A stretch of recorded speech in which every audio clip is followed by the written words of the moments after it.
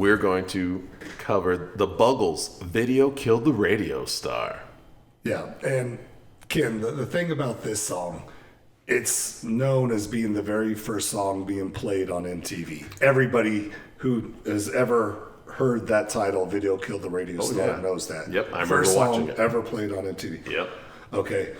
I did not get MTV in 1981 when MTV debuted. I did not see MTV until 1983. Now, when I was growing up as a child, we only had 12 stations. We had the networks, PBS, I think the one in Chicago. What was the one in Chicago? WGN, baby. That's it. Showed Bozo. Yeah, Bozo. Showed Bozo in the morning. Yeah. And we also had the one from Georgia, Ted Turner's. Yep, WTBS. TBS, that's right. Yep. And so we had like 12 stations, no MTV. I had some cousins who were pretty well off, you know, they had some money.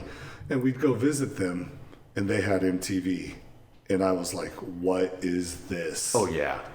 I was floored. Like I said, I was there, Sonny. But yeah, we had MTV. I remember watching the first video when it came out and going like, what is this? You know, and like I said, I think Mark Goodman was the first host because like the first week or so after so many videos, they say, yep, welcome to MTV. You know, and you know what? I think I can still name the original VJs. Yes, I can. Okay, so Mark Goodman, Alan Hunter. Go. And of course, my favorite Martha Quinn, Nina Blackwood, and J.J. Johnson. That's it. J.J. Jackson. J.J. Jackson, yeah, J.J. Johnson. Yeah. Sorry, it's like me calling Tony Iommi. Tommy Iommi. Yeah, something like that. Anyway, so now when we were watching this, okay, this new thing called MTV, right? The song is lamenting the idea that video is going to kill off radio. And we see this every kind of generation where the new technology is killing off the old technology. They were sad. They thought this is going to kill the music business. Instead, music boom, right? Because you had an entire generation or two of kids watching their favorite videos, running out to go get the newest record, then tape, then CD. Yep. Oh, yeah. I mean, the 80s were music videos. Some of the best music videos ever made came out of the 80s.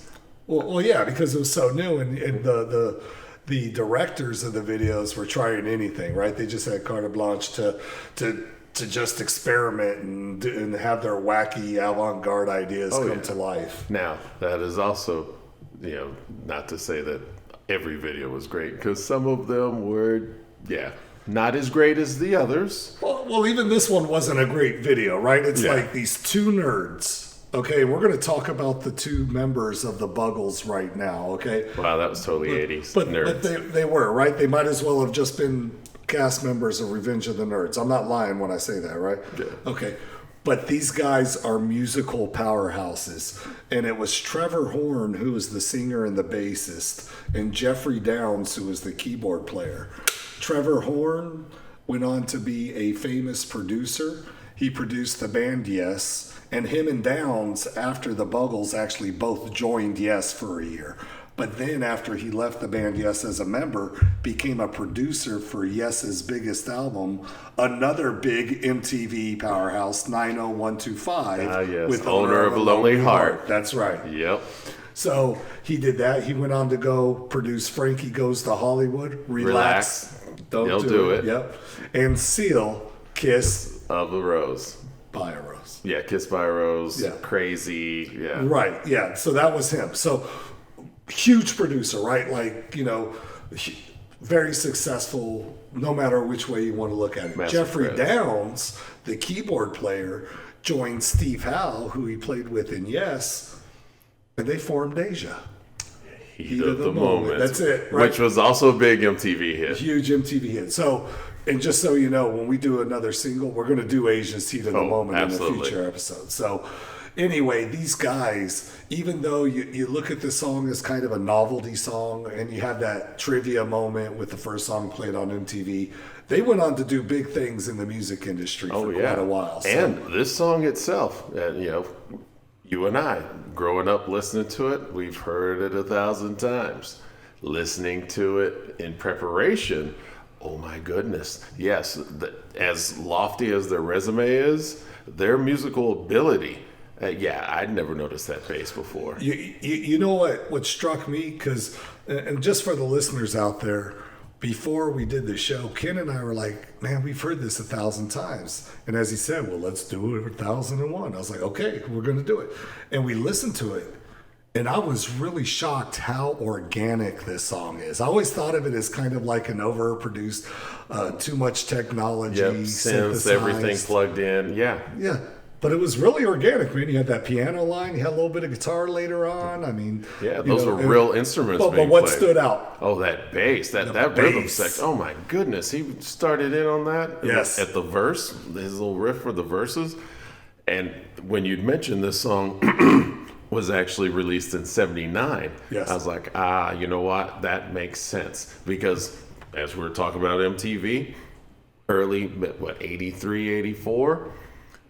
I hear that bass line, and I hear influence on John Taylor. From Duran Duran. Bingo. Yeah. And, you got to remember, like, these guys were bigger in England than America. So I was like, oh, that totally makes sense. That he would have had this single on vinyl, Yeah, sure. And probably learned it. And let's be fair, John Taylor's such a great bass player. He was probably listening to, some of the great funk artists. Yeah. But and his specialty, or what I was enlightened to later in life, like with this song, that verse, that bass line he has going, it's underrated until you notice it. And then once you notice it, you're like, oh my goodness, he's carrying the weight of the world with this. So a little background, before this show started recording, Ken and I listened to this song, and it was just natural.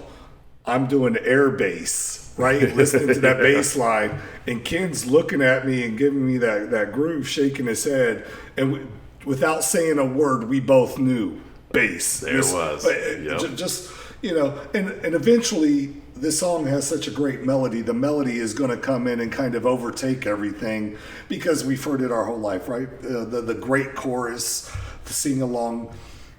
But man, early on when that bass comes in, you really notice it. And then like I said, not taking anything away from the keyboard flourishes.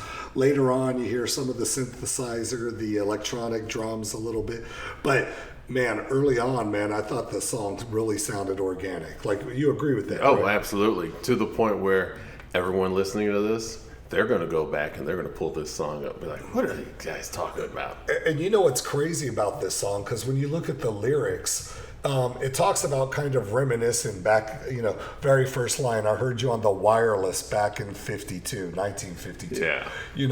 And talking about this day when you long to hear the songs on the radio, right? And even when we were kids, right? Even though we had MTV, we would turn on the radio and listen to songs on the radio. At home. And our big technology was being able to get a cassette and record songs off the radio station. Yep. I don't know. Did you ever call into a radio station, request a song, and then stand by? Stand by, but not only stand by, but hope and pray that the DJ didn't talk over the song, so that you could get the whole song. Absolutely. Yeah. And so now I look at it.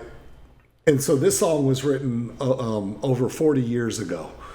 And then eventually video was king for at least 20 years, right? Yep. Like from 80 to 2000, video's king. It still went stronger at that. Then internet became king. And then it became downloading songs. And then it became streaming songs. Yep. And so then it was kind of like the internet killed the video star, right? Like radio killed the video star, and then eventually the internet killed the video star. I mean, that's natural progression. Think about it. We just talked about cable and how the only way you could get MTV was on cable.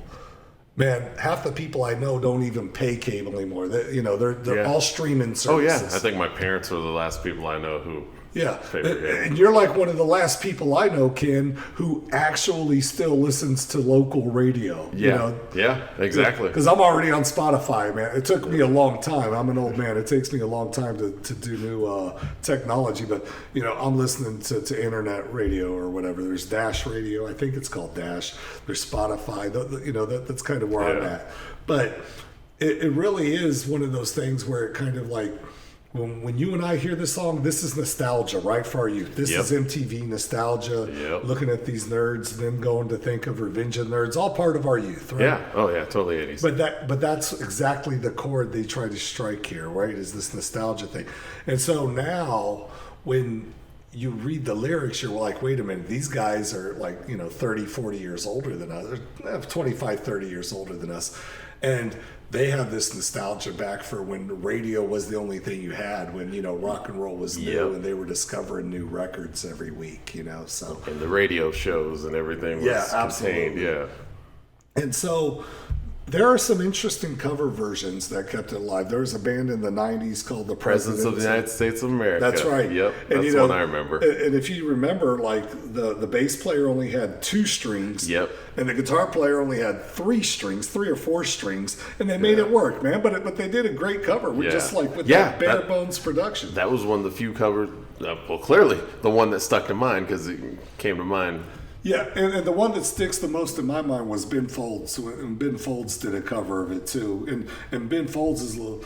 It's almost, I want to say a carbon copy, but like the Buggles don't feature a guitar player, and neither does Ben Folds. Was it the 5, the trio? I think so. I think it was just the piano, bass, and drums. So, you know, those stuck out to me as interesting cover versions. But as far as a song go that has a lasting impact, like I said, when you hear this, if you're our age, you're instantly thinking you're MTV, already there. You're in. Yep. If you're younger, you know, unless you're a fan of the bands we just mentioned or someone else who covered it, you probably don't know the Buggles unless it was like in a commercial or something. I'm guessing it probably had to have been. It has to at some point. And if you're a 21st century kid. Or a millennial, is that what they're called? Yeah. Generation something. Yeah. Z. Is it Generation Z now? Yeah, something like that. Yeah. I know they probably never heard this song because unless their parents were listening to it. Yeah, exactly. MTV doesn't exist. Hey, because I'm going to defend kids from that younger generation, is that they are more open to listening to older music than any other generation before them. This is true. This is true. Just a little background. I used to be a teacher, and I taught high school for 15 years. And I never let the students listen to what they wanted to. It was always what I wanted to listen to. And every year, for as many kids that hated my music, there were just as many that loved my music and hearing that music that was old to me, but new to them. Absolutely. And that's kind of the theme of the song, right? What's old becomes new. Now we want the nostalgia. We want to go back to a better time. But then we don't reflect to say, wait a minute, this might be a better time. This might be okay, technology-wise, where so much music is at our fingertips. Whereas before you had to sit there on that radio and just hope your song came on. Yep, and hope the DJ stopped talking. That's right. And I think that's a good cue for us to stop talking. Ken, why don't you take us out? Thanks for joining us. Glad you liked this. Stick around. Come back next week. We're going to do the same thing, same bat time, same bat channel. And as Ken said, we already know you liked it, so please hit like and please subscribe to our channel. Yes, and if you have any comments, have any knowledge you want to drop on us, please feel free to share. We'd love to learn. And I really want to know if there was anybody out there who actually saw the first video on MTV. Like Ken says he saw it, like he saw it debut. I know I did. I want to know if anyone else out there actually remembers the MTV channel debuting and actually watching this. Even the first week, I'd be blown away, you know. Anyway, y'all have a great time. Thank you so much. Please join us for the next time.